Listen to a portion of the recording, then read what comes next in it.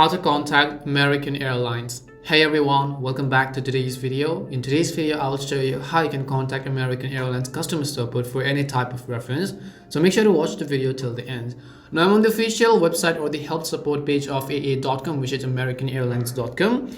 And if I scroll over here, you'll give me the special assistance feed. Right over here, you can see it says we're dedicated to providing a positive travel experience for all customers. And if you have questions or want to make special travel arrangements, you can make them online or call 800-433-7300.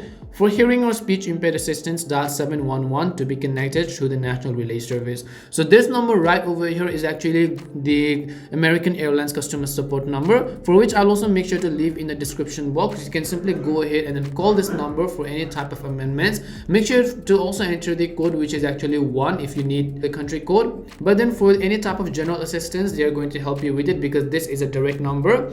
You can also see any type of amenities during your flight and so on. And that's all it takes to contact American Airlines, which is one of the most easiest way is to their number. We hope the video was really helpful, and if it did help you, then make sure to leave a like and subscribe to our channel. If you've got any more questions, feel free to leave them down. Thank you very much for watching till the end, and see you soon in our next video.